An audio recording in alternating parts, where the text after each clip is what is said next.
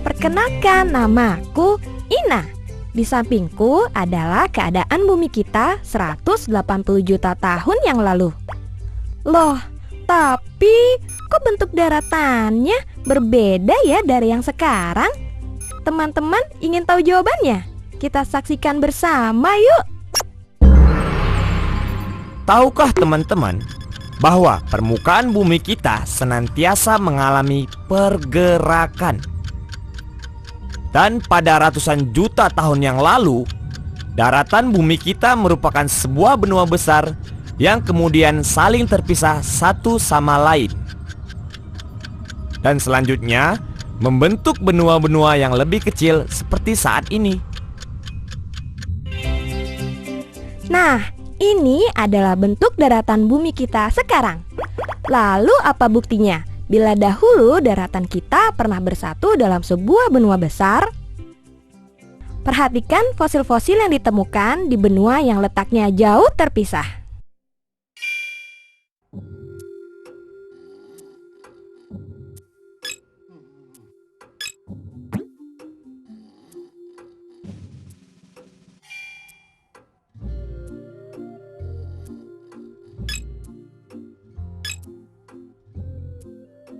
Begitu pula batuan pada jajaran pegunungan Appalachian di Amerika Utara. Ditemukan juga di daerah Kepulauan Inggris dan daerah Skandinavia. Pertanyaannya adalah, bagaimana mereka bisa berada terpisah di benua yang berbeda? Jawabannya adalah, benua-benua yang sekarang terpisah dahulunya merupakan satu benua besar. Menarik bukan?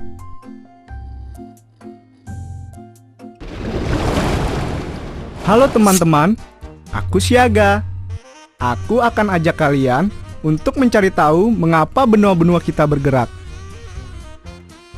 Perhatikan lapisan bumi kita ya. Nah, sekarang kita lihat dulu bagian dalam bumi kita.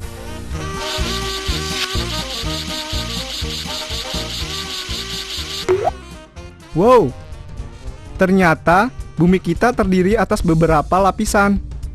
Yang paling dalam bernama inti bumi dalam. Suhunya mencapai 6000 derajat Celcius loh.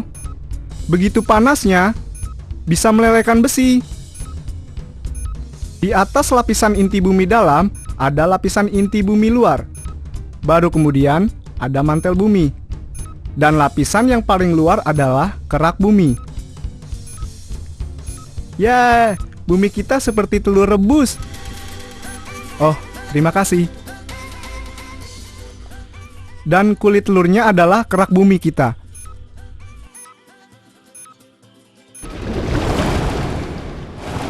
Sekarang, coba kita cari tahu mengapa daratan bumi kita bisa bergerak.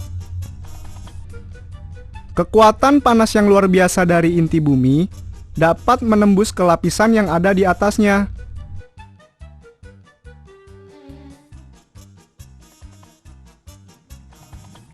Pergerakan panas ini menyerupai air yang dipanaskan dalam sebuah bejana. Inilah yang disebut arus konveksi. Pergerakan lempeng bumi ini disebabkan oleh panas dari arus konveksi. Arus konveksi inilah yang menggerakkan lempeng-lempeng di muka bumi.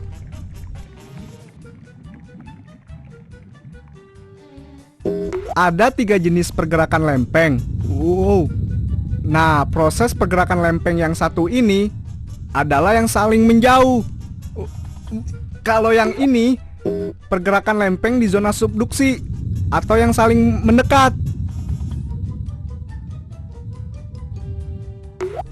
Yang terakhir adalah pergerakan lempeng bumi ke samping atau yang saling berpapasan.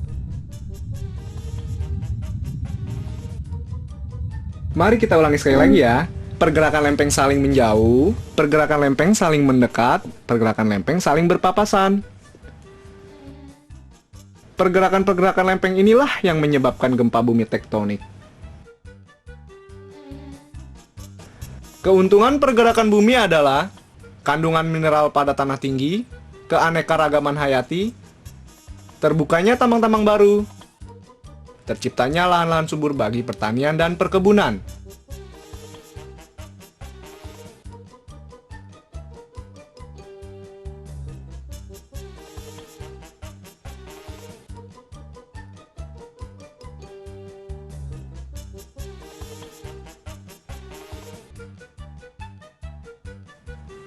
Selain gempa bumi tektonik yang disebabkan oleh pergerakan lempeng, ada gempa bumi vulkanik yang disebabkan oleh letusan gunung berapi.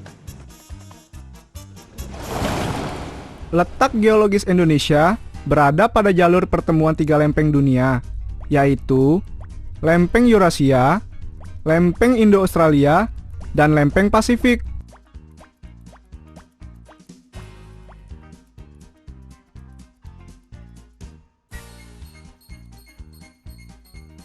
Tahukah teman, pada pertemuan lempeng inilah terbentuk proses alam berupa gempa bumi dan gunung api.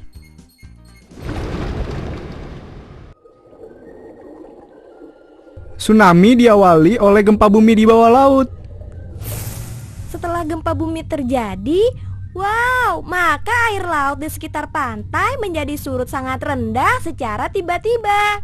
Tercium bau garam menyengat, lalu terdengar bunyi gemuruh dan tidak lama kemudian terjadi tsunami.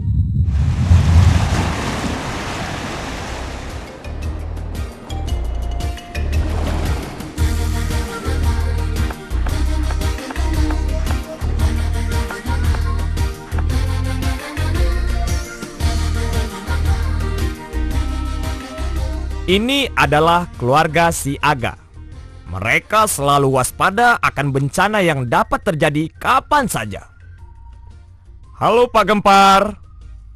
Halo Aga. Halo Ina. Dan halo Bu Nami. Keluarga si Aga akan membantu kita untuk mengetahui persiapan menghadapi gempa bumi dan tsunami. Pertama, catat nomor telepon penting instansi-instansi terkait kebencanaan seperti BMG, PMI, dan SAR.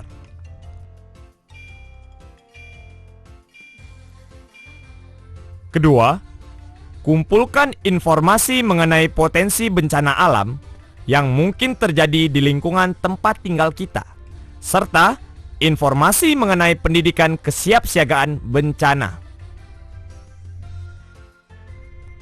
Tentukan jalur evakuasi bagi masing-masing anggota keluarga serta titik pertemuan yang telah disepakati.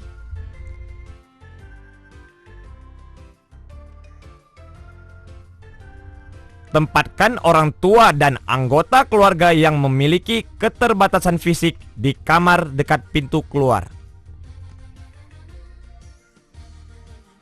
Sangat membantu bila ada alarm sederhana buatan sendiri.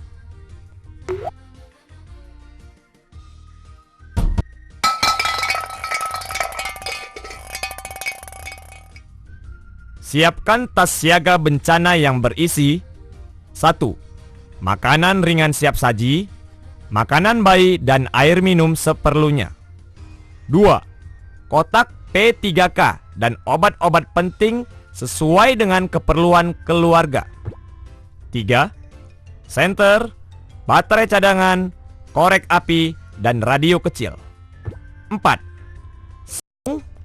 Pakaian, jas hujan, perlengkapan bayi, peralatan mandi, dan pembalut wanita. 5. Surat-surat penting dan berharga seperti kartu keluarga, akta kelahiran, dan ijazah. 6. Kemas dengan rapi dan letakkan pada tempat yang mudah dijangkau.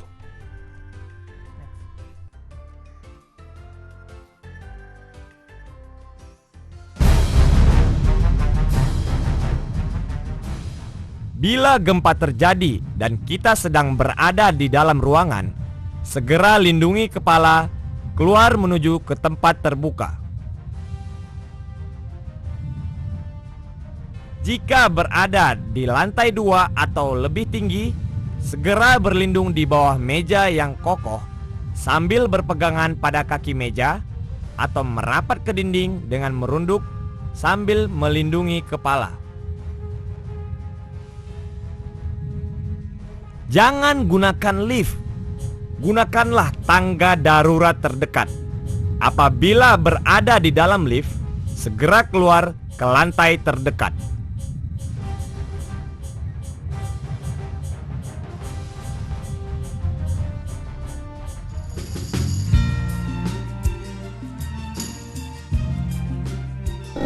Tips menyelamatkan diri pada saat gempa terjadi. Pertama, jangan panik. Segera lindungi kepala. Berlindung di bawah meja, di bawah tempat tidur, atau benda-benda lain yang kuat dan kokoh untuk menahan benda yang terjatuh. Jika tidak ada, merapat ke sudut ruangan atau di segitiga kehidupan. Hindari benda-benda yang mudah pecah dan jatuh, seperti kaca, pajangan dinding, dan lemari.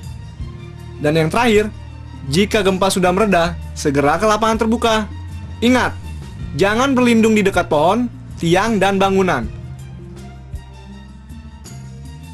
Tips untuk menghadapi tsunami.